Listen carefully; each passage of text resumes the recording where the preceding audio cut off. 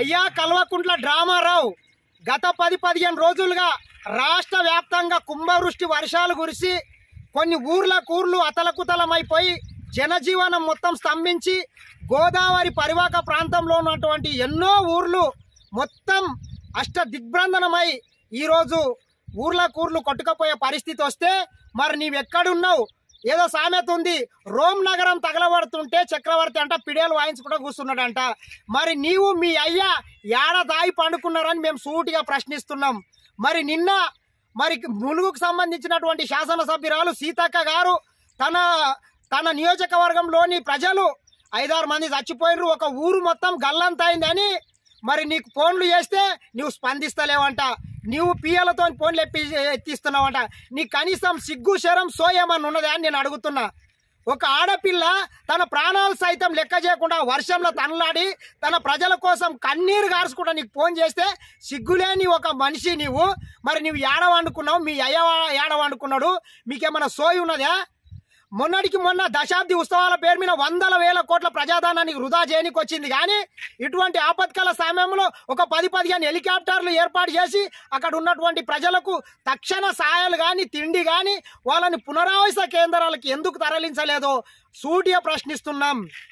డ్రామారావు గారు గుర్తుపెట్టుకోండి, మరి నువ్వు నిన్న ఒకటి కడెం రిజర్వాయర్ మీదకెళ్ళి అక్కడ గేట్లు ఎత్తనీకి వస్తలేవు, వాటికి మరమ్మతులు చక్కగా చేయలేవు, కనీసం గ్రీస్ గిట అక్కడ రుద్దక ఈరోజు గేట్లు తెరుచుకోకుంటే ఆ ప్రాజెక్టులోని వాటర్ మొత్తం ఒక్కసారిగా వచ్చి ఆ గేట్ల మీదకెళ్ళి నిన్న పోయింది.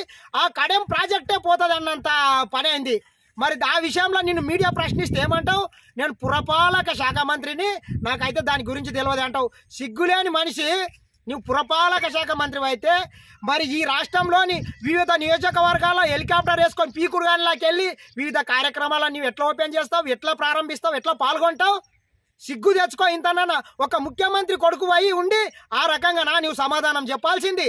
గోదావరి పరివాహక ప్రాంతంలో ఎన్నడూ లేనంత వర్షాలు కురిసి మొత్తం అక్కడ ఉన్నటువంటి ప్రజలకు అన్నమో రామచంద్ర అయ్యి పొట్ట చేతిలో పట్టుకొని చెట్లెక్కి బిల్డింగ్లెక్కి గుట్టలెక్కి కూర్చుంటే మంచిగా నిండా తిని తాగి ఫామ్ హౌస్లో వండుకుంటారా సిగ్గు లేకుండా? మీకేమైనా సోయి ఉన్నదా? ఎట్లున్నది రాష్ట్ర పరిస్థితి? బిచ్చలవిడి ఖర్చులు చేయడానికి వస్తుంది కానీ ఇటువంటి ఆపత్కర సమయంలో మీకు ఎందుకు ప్రజల్ని ఆదుకుంటలేరని మేము మీకు సూటిగా ప్రశ్నిస్తున్నాము. ఒక ఆడబిడ్డ కంటతాడి పెట్టుకుంటా ఈ రకంగా సాయం కోరితే నీ పీకుడు గల్లాగా నీ పిఎలతో ఫోన్లు ఎప్పిస్తావా సిగ్గు లేకుండా? ఎక్కడ పోతున్నది? నీవే వాళ్ళని అందరూ అలర్ట్ చేసి అక్కడ ఉన్నటువంటి ఎమ్మెల్యేలకు చెప్పి, కలెక్టర్లకు చెప్పి, ఎంఆర్ఓలకు చెప్పి తగిన ఏర్పాట్లు చేసేది పోయి వాళ్ళు ఫోన్ చేస్తే నువ్వు రెస్పాన్స్ అయితే లేవంటే నువ్వు గాడిదలని కాస్తున్నావా? గుడ్డిగురం పండ్లు తమ్ముతున్నావా? నువ్వు ఏం చేస్తున్నావు ఇటువంటి సమయంలో అని మేము అడుగుతున్నాము. కావున తక్షణమే స్పందించి అక్కడ వాళ్ళకి ఎన్ని హెలికాప్టర్లు కావాలంటే అన్ని ఏర్పాటు చేయండి. ఇప్పటికి ఇంకా 10-15 రోజులైనా కూడా ఆ గ్రామాలలోకి వెళ్ళే పరిస్థితి లేదు.